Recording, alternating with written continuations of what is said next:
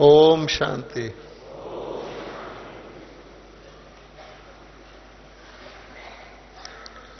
आज की सभा में कितने भाई बहन नए हैं जो फर्स्ट टाइम आए हैं, वो जरा अपना दायां हाथ उठाइए। दायां हाथ, हाँ ठीक है। ओ थैंक यू।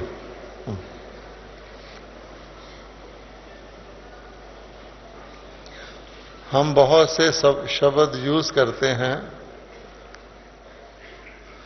प्रकृति जीत, माया जीत, विकर्मा जीत, काल जीत, निद्रा जीत इत्यादि इत्यादि। तो आज हम इनमें से दो जो शब्द हैं, प्रकृति जीत और माया जीत, उस पर बाबा ने जो कुछ हम बच्चों को समझाया है उसी के बारे में चर्चा करेंगे।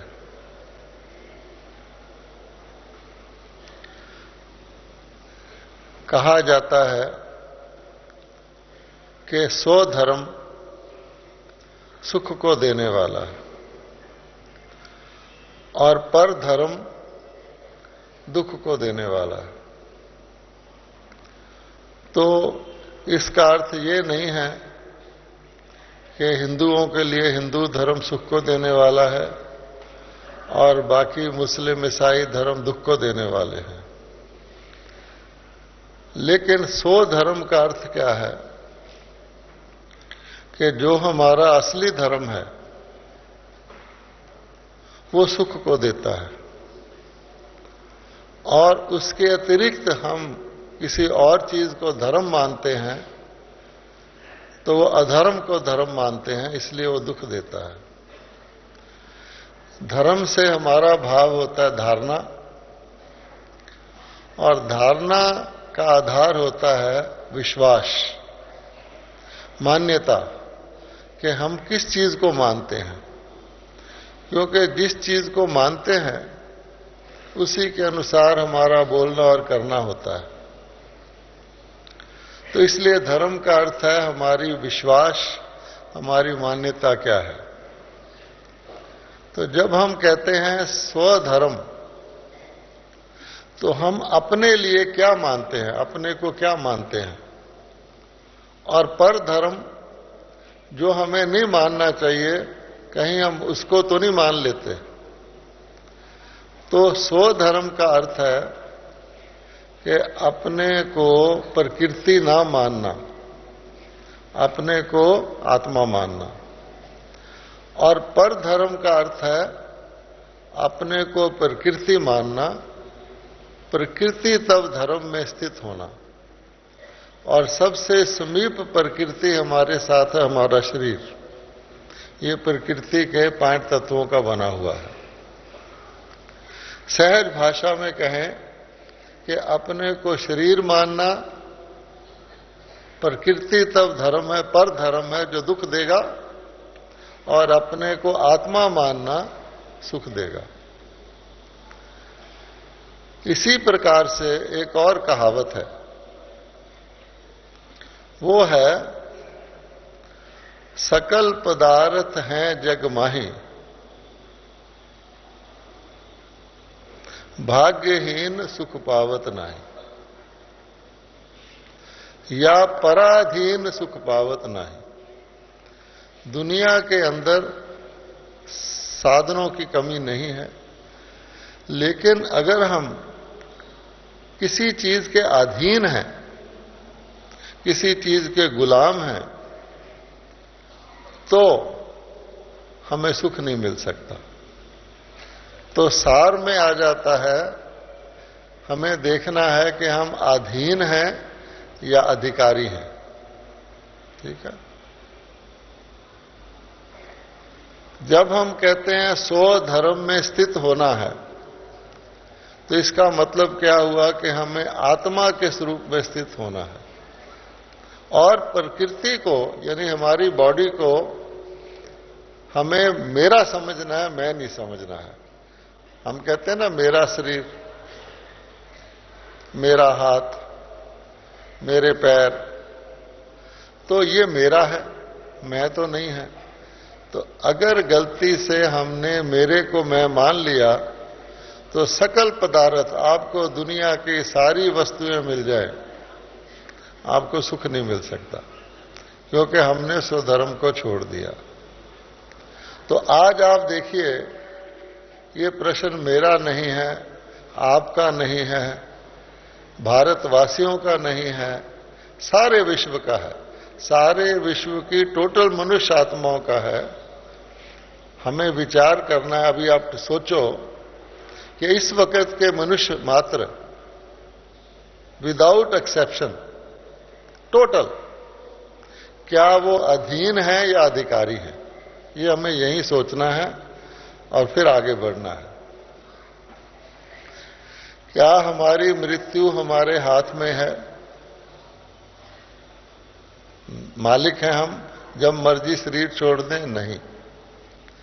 क्या हमारा जन्म हमारे हाथ में है कि हम बहुत ही अच्छे घर में बहुत रुष्ट पुष्ट शरीर लेकर, बहुत अच्छी बुद्धि लेकर जन्म लें?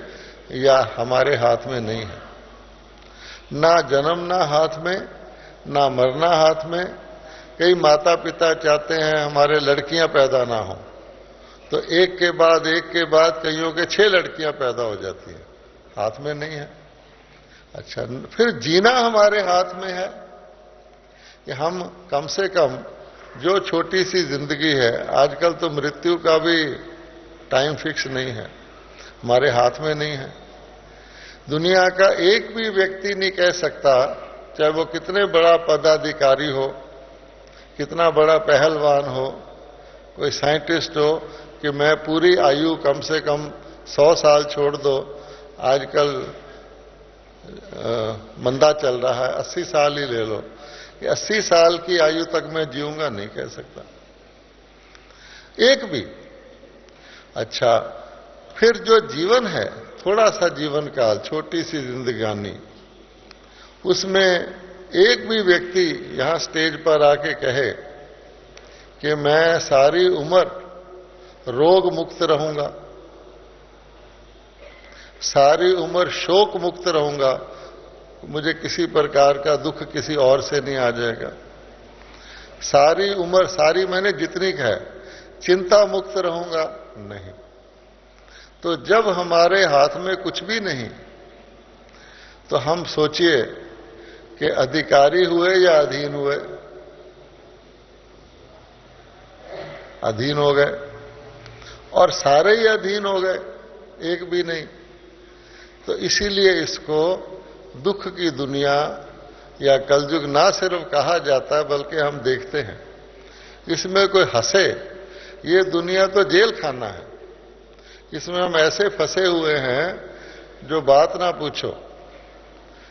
रात को सोना चाहे तो नींद नहीं आती, सुबह जागना चाहे तो आंख नहीं खुलती, मन को इधर ले जाना चाहे तो उधर जाता है, मन को कहीं से हटाना चाहे तो हटता नहीं, लगाना चाहे तो लगता नहीं, टोटल आउट ऑफ कंट्रोल।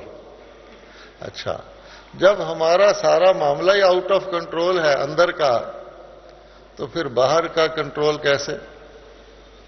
हमने सोचा कि पैदल चलने में बहुत टाइम लगता है, बस में भी टाइम लगता है, कार में जाओ। तो हमने कारें बनाना शुरू किया, हर एक आदमी ने कार लेना शुरू कर दिया, लोन लेकर भी कार देना शुरू कर दिया।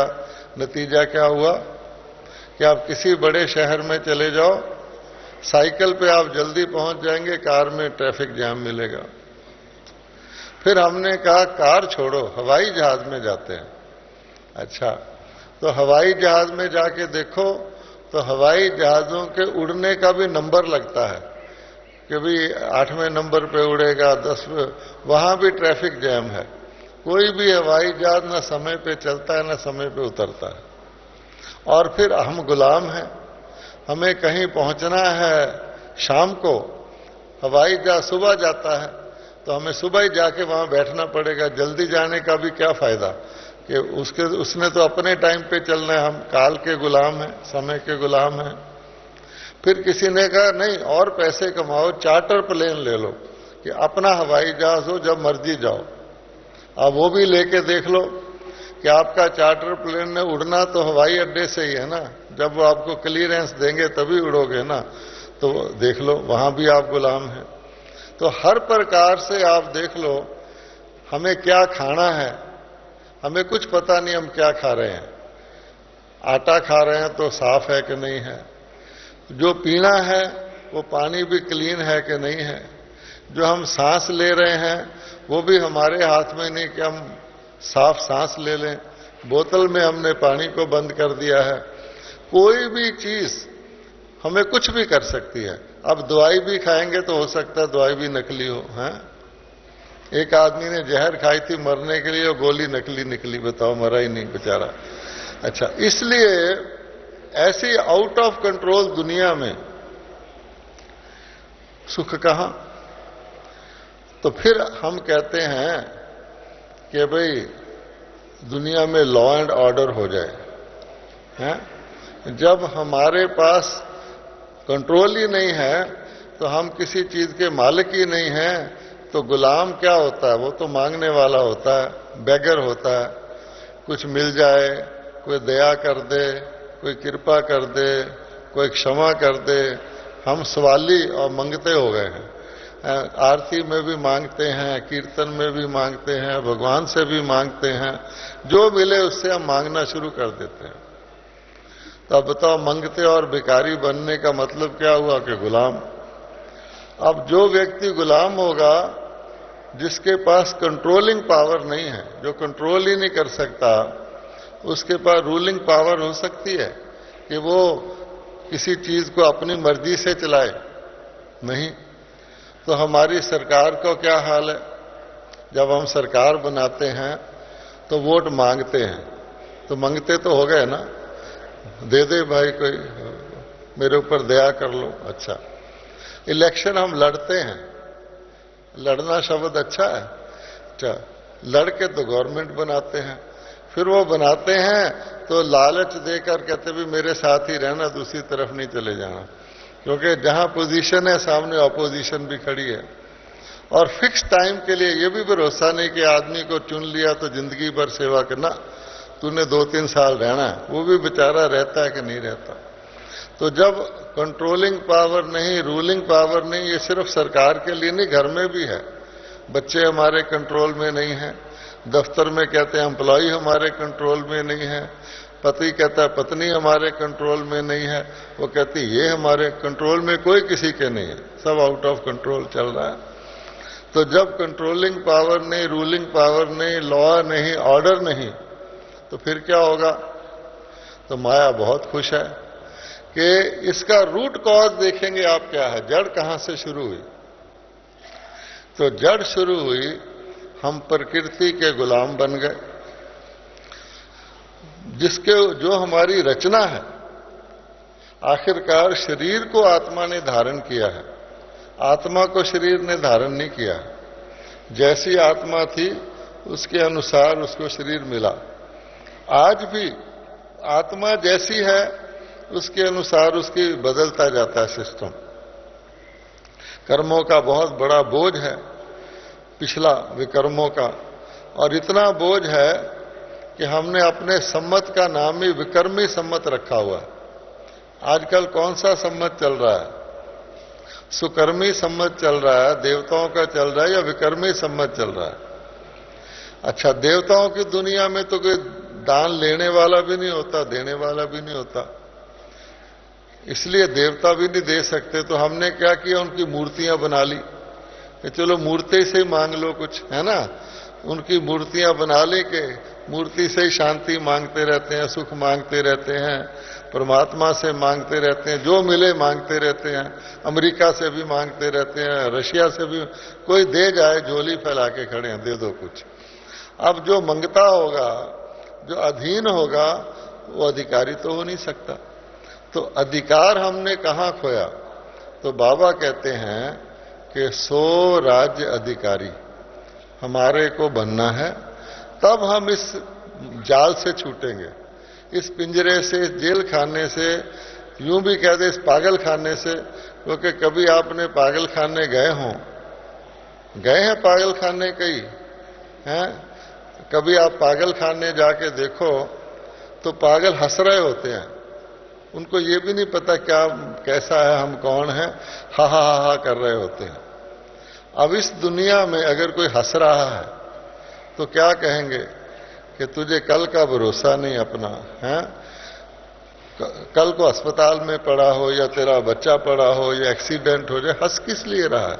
ये हंसने की दुनिया है, रोने की दुनिया में कोई हंसे उसको अक्लमंद कहेंगे क्या? इसलिए ऐसे पागल खाने से बाबा कहता है कैसे निकालें आपको? तो बाबा कहता है एयर लिफ्टिंग करता हूं, क्योंकि इधर उधर तो कुछ होना नहीं है, हैं?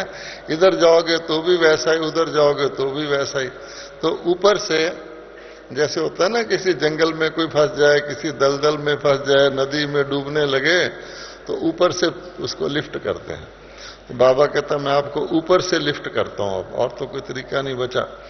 तो फिर बाबा हमको बताते हैं कि एक छोटी सी बहुत मामूली सी गलती से हमारा ये हाल हो गया। और वो गलती क्या है कि हमने मेरे को मैं मान लिया, बस मेरे को मैं माना तो क्या हुआ कि मेरे को प्राप्त करने की इच्छा हो गई कि मेरा हित इसमें है कि मेरा तन बहुत अच्छा हो जाए। अरे भाई, जितना भी अच्छा तन हो जाए आपका, ये तन तो रोज पुराना होना है। कोई रोक सकता है इसको पुराना होने से? कल भी आप इस हॉल में आए थे, आज भी आप इस हॉल में आए हैं, एक दिन तो पुराने हो गए ना, कि नहीं हुए? लगता वैसे का वैसा ही है, लेकिन सच्ची बात तो ये है, ये हॉल भी एक दिन पुराना हो गया। जैसे धरती घूम रही है, बहुत स्लो घूमती है तो लगता नहीं धरती, हम कहते हैं खड़ी है, अच्छा, लेकिन कोई आपको 6 महीने बाद मिले, 2 साल बाद मिले, कहता जी आप कुछ पुराने तो हो गए हैं? अच्छा, तो जो चीज पुरानी होनी ही है उसको कोई रोक नहीं सकता, और अंत तो गतवा उसने मृत्यु को भी पाना ही है, उसको कोई रोक नहीं सकता। और बीच में आपको बीमारी आ जाए, एक्सीडेंट हो जाए, वो भी पॉसिबल है। तो जिस नैया ने डूबना ही है, डूबना ही है, डूबना ही है, उसमें सवार क्या उसकी सिक्योरिटी है, क्या उसकी प्रोटेक्शन है? हम तो नैया ही ऐसी में सवार हैं जिसको डूबना ही है। इसलिए मेरे को मैं मानने वाला हर समय भय में रहेगा, और सबसे बड़ी बीमारी है भय। आप देख लो, अगर कोई बगैर फाउंडेशन की मकान खड़ा करो, छोटा होगा तो फिर भी खड़ा रहेगा, उसको जितना बड़ा करते जाओगे उतना उसके गिरने का ज्यादा चांस है। तो अगर हमने मेरे को मैं मान लिया और मेरे को बढ़ाना शुरू कर दिया कि शायद मेरी हेल्थ इतनी अच्छी हो जाएगी कि मैं और ज्यादा लंबा जी लूंगा, एक्सीडेंट को कौन रोक सकता है, रोग को कौन रोक सकता है, कर्मों के हिसाब को कौन रोक सकता है? अच्छा, तो फिर छिनने की चिंता, भय का दूसरी बहन है चिंता। तो चिंता लगी रहेगी कि जितना मेरा इकट्ठा हो रहा है, अभी भी गया, अभी भी गया, अभी भी गया। तो चिंता चिता के समान है, भय का भूत सिर पे खड़ा है। अब बताओ कि व्यक्ति का क्या हाल होगा? उसकी मुस्कुराहट आ सकती है तो फिर वो नकली हंसने की कोशिश करता है, क्लब बनाए हुए हंसने के लिए, कहीं जाके सब कुछ भूलकर खेल में लग जाता है कि चलो, लेकिन वो भय तो जो ही खेल खत्म होगा फिर भय आ जाएगा। जैसे बच्चे को खिलौना दो, थोड़ी देर खुश रहेगा, फिर खिलौना फेंक के रोना शुरू कर देगा। इसका इलाज क्या है? तो बाबा कहते हैं कि माया ने हमको ये धोखा देकर कि धन मैं हूं, मेरे पास धन हो गया तो मैं बड़ा व्यक्ति हो गया। धन से आपकी आयु तो नहीं बढ़ सकती, धन से आपकी रोग मुक्ति तो नहीं हो सकती, धन से आपकी शोक मुक्ति तो नहीं हो सकती, और ही भय रहता है। जिनके पास धन है उनको कितना भय रहता है, इनकम टैक्स बचाओ, अपने नौकरों से भी बचाओ, इससे भी बचाओ।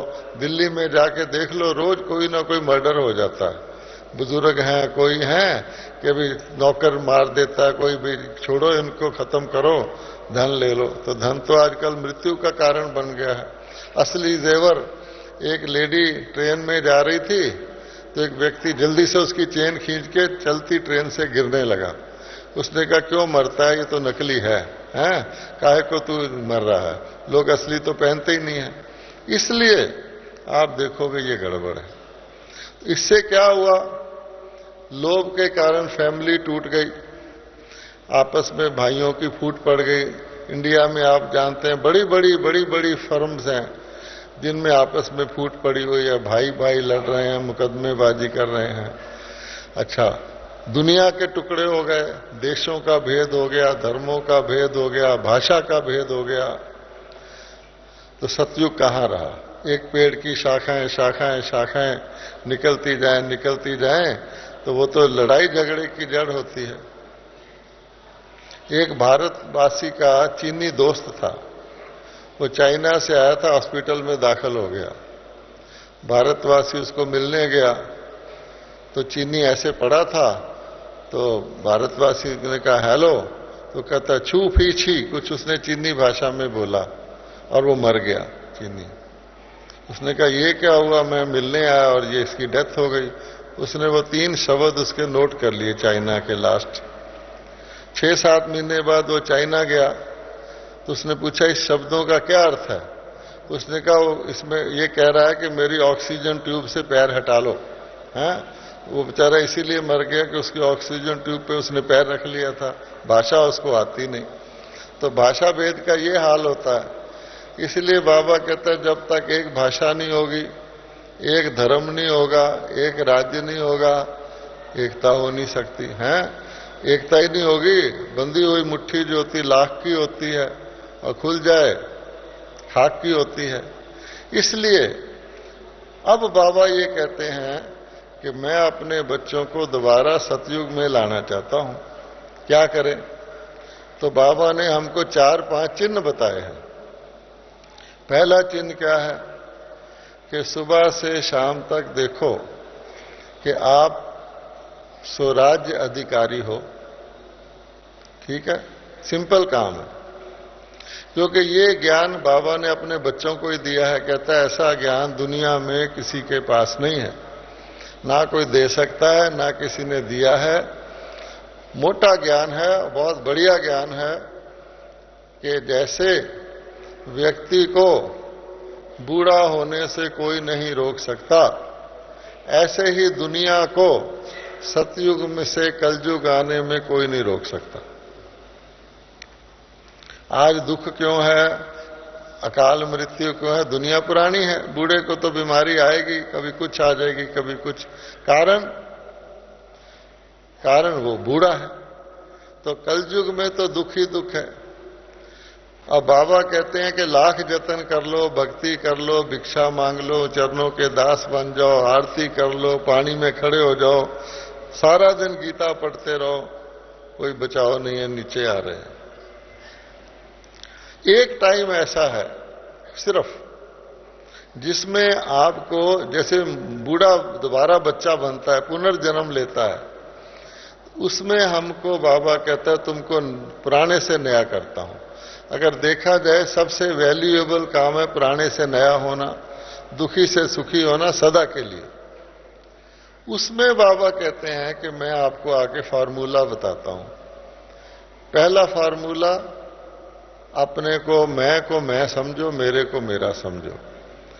तो आप प्रकृति के अधिकारी हो। आप ये सारे सूर्य चांद सितारे, सारा सबसे नजदीकी प्रकृति मेरा शरीर, उसके बाद मेरे रिश्तेदार, उसके बाद मेरे मित्र संबंधी। अच्छा, अगर मैंने आत्मा ने अपने आप को ठीक कर लिया तो शरीर आपे ही ठीक हो जाएगा।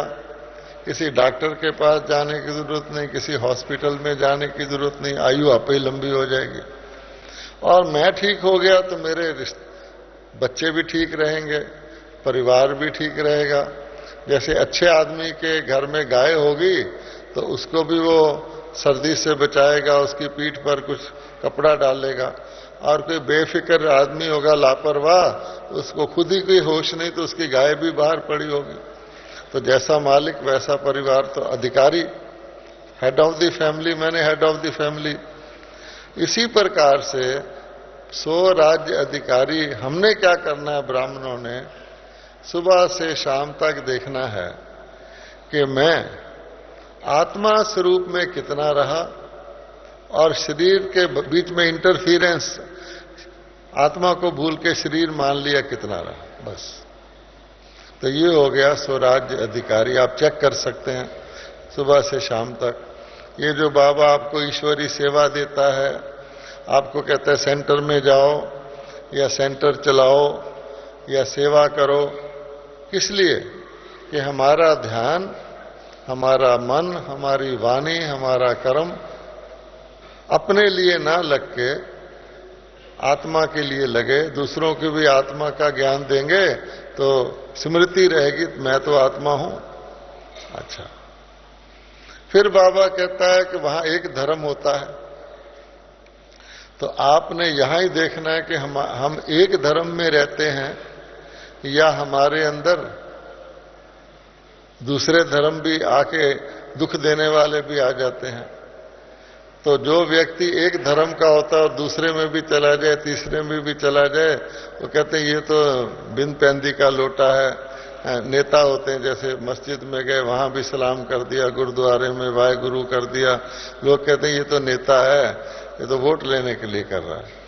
इसी प्रकार से अगर हमने पवित्रता हमारा धर्म है, पवित्रता मैंने पहले तो मैं आत्मा हूं, शरीरधारी को तो अहंकार भी होगा।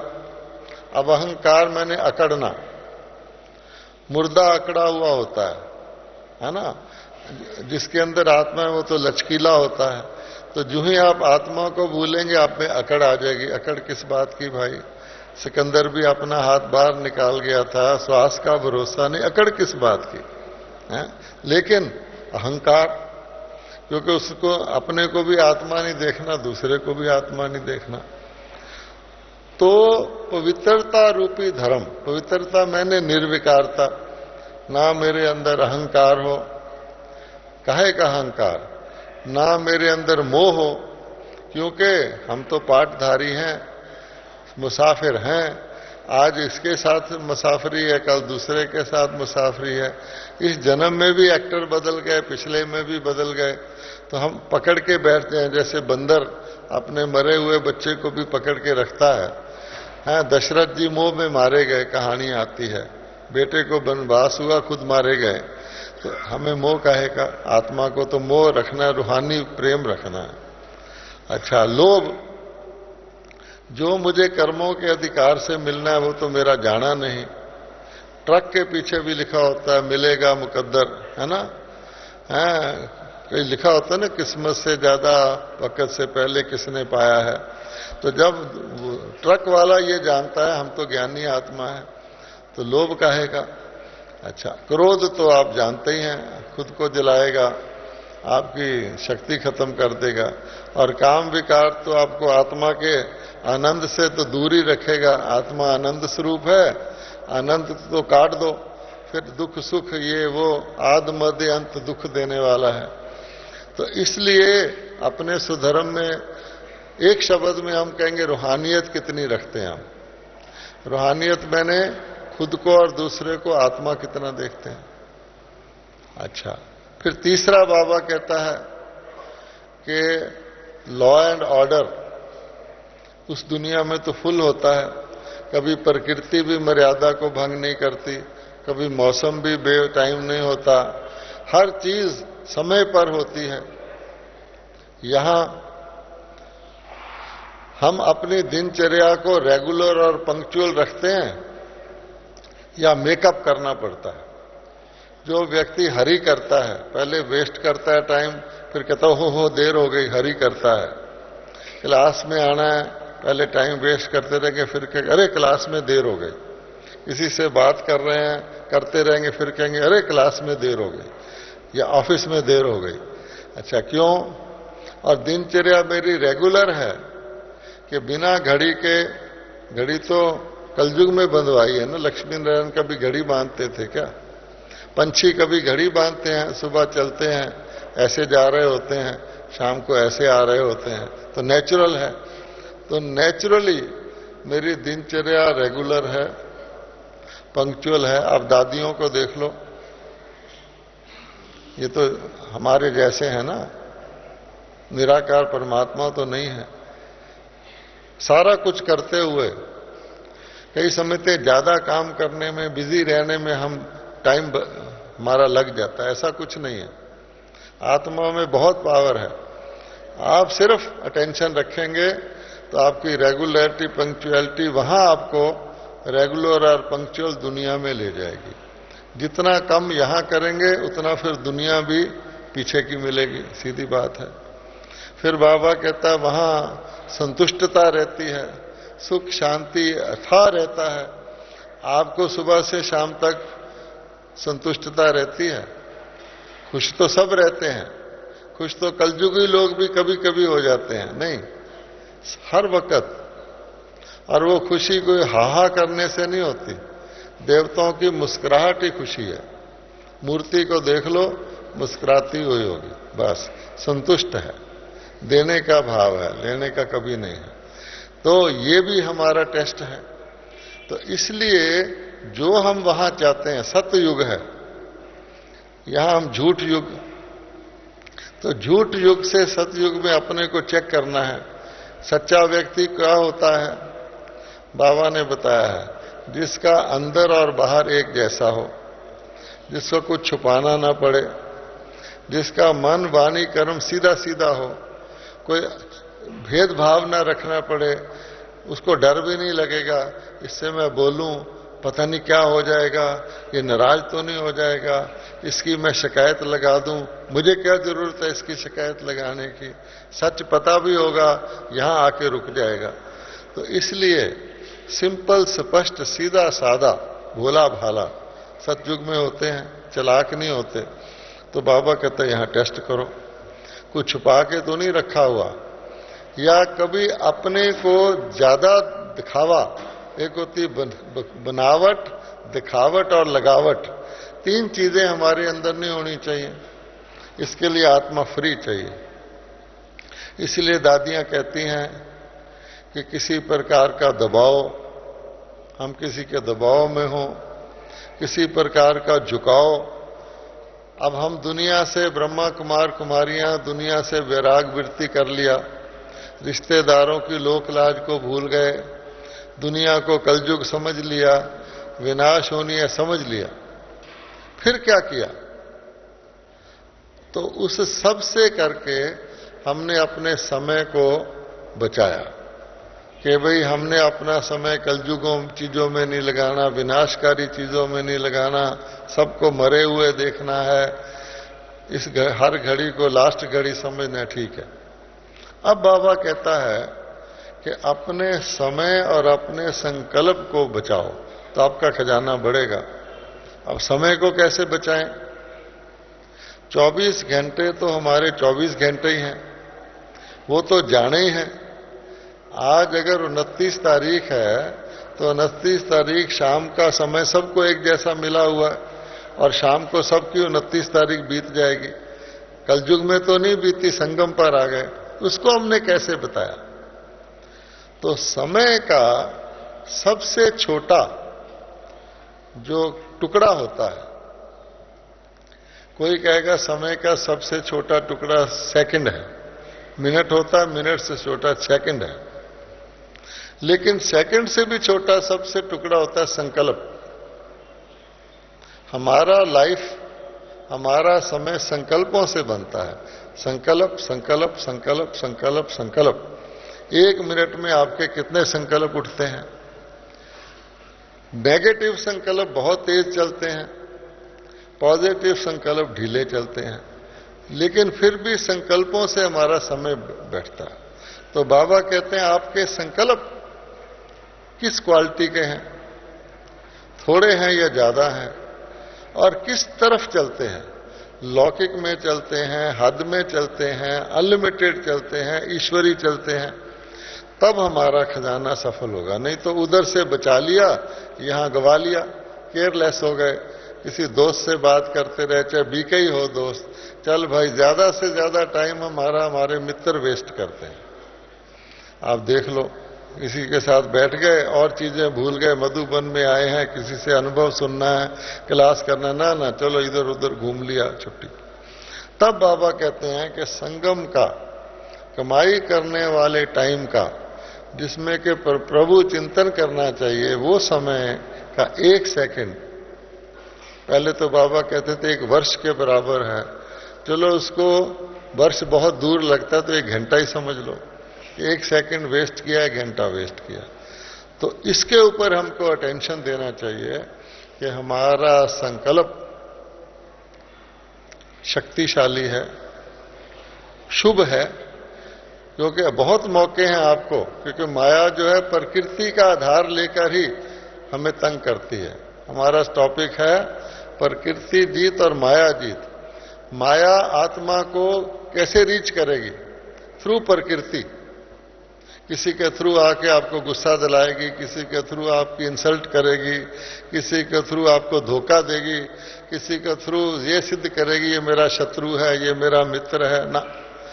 तो दिखावट भी नहीं, लगावट भी नहीं, और किसी के ऊपर निर्भरता भी नहीं होनी चाहिए, क्योंकि इंडिपेंडेंट आत्मा को किसी के ऊपर निर्भर करना, आप किसी पर निर्भर करके देख लो।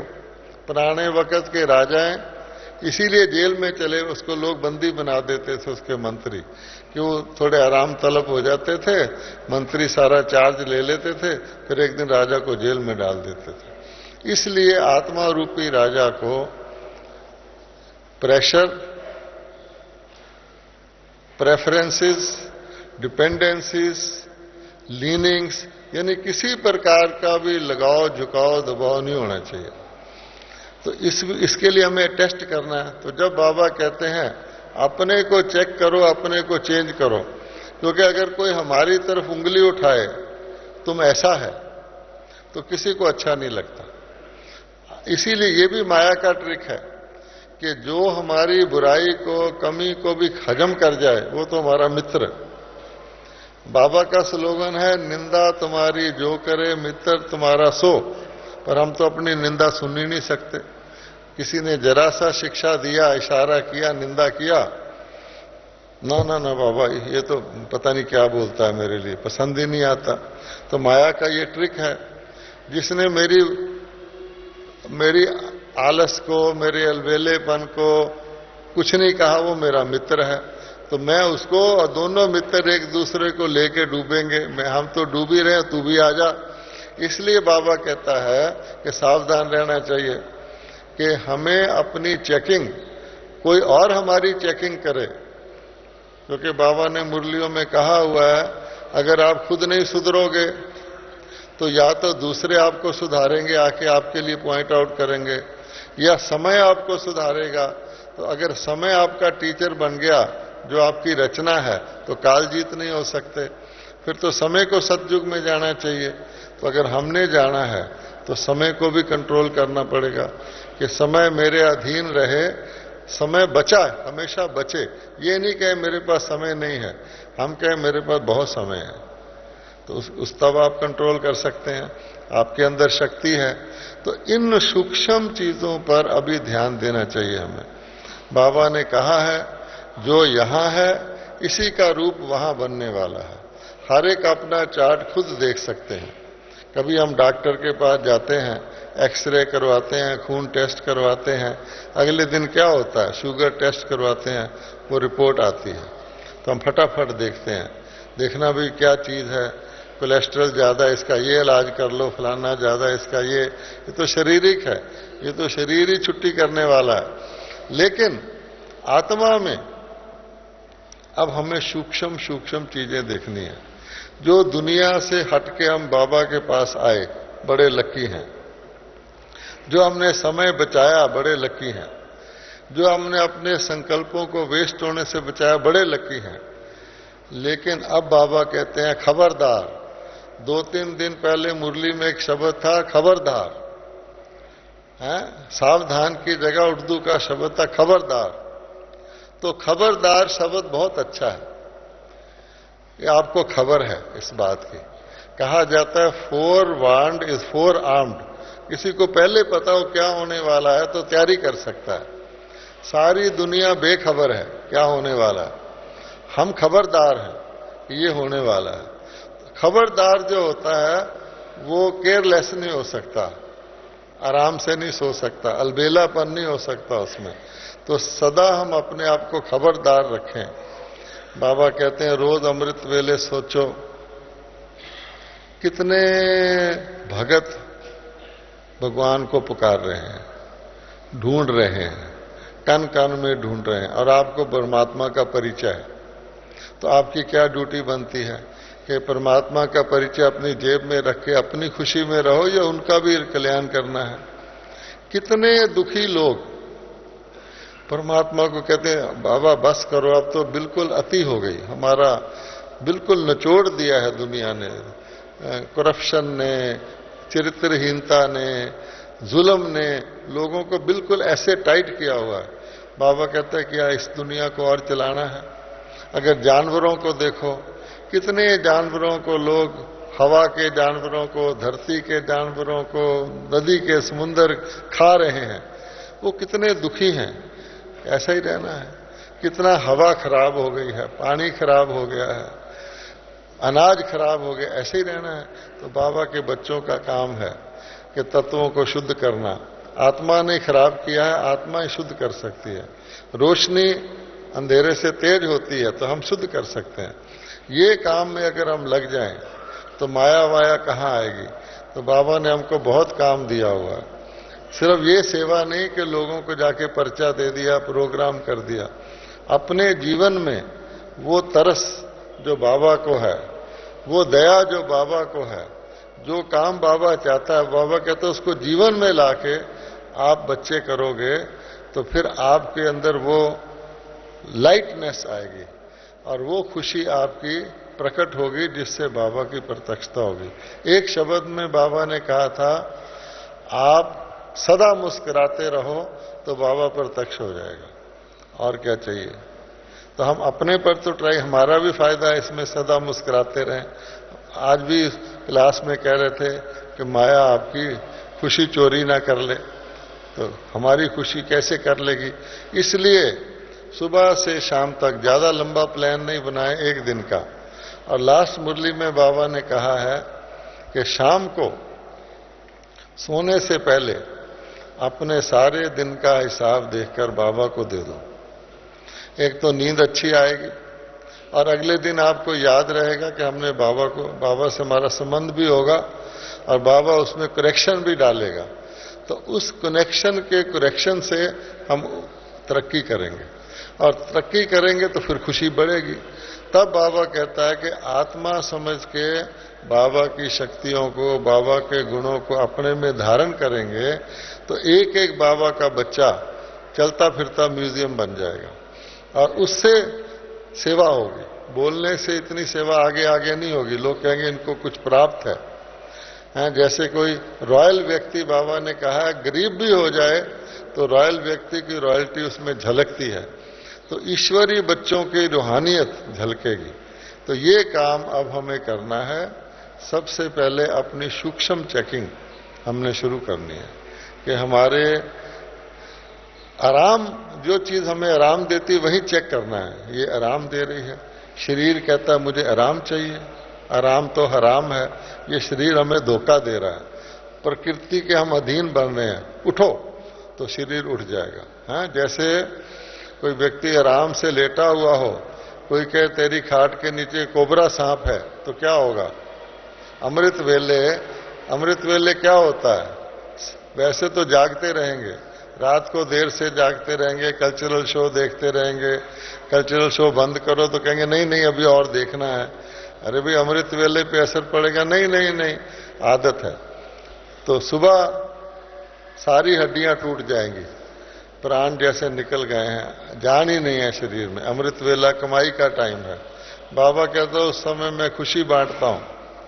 अच्छा, आ गया आलस तो सोचो कि मेरी खाट में काला सांप घुस गया है, आबू में बहुत सांप है, फिर देखो आप सड़क पर दिखते हो कि नहीं दिखते हो। अपने आप को टाइट करने से प्रकृति काबू में आएगी कि ये मेरे साथ धोखा कर रही है। कोई व्यक्ति अभी अचानक कहेगी थोड़ा रेस्ट कर ले, अरे ये शरीर वैसे भी जाना ही है, रेस्ट काहे का, रेस्ट तो हम करने ही वाले हैं ऊपर जाके।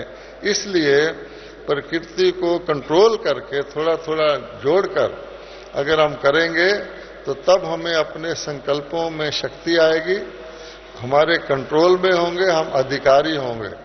जो यहां अधिकारी है वो वहां अधिकारी है, जो यहां अधीन है वो वहां अधीन है। फैसला हमारे हाथ में है। हर एक आत्मा कुछ भी कर सकती, क्योंकि इसमें किसी से हम ले बांट नहीं सकते। भाई भाई को वर्षा नहीं दे सकता। सीधा शिव बाबा से आप कोई भी कनेक्शन जोड़ के प्राप्ति कर सकता है। तो आप ट्राई करिए और रिजल्ट देखिए कि महीन चेकिंग से कितना फायदा होता है। ओम शांति।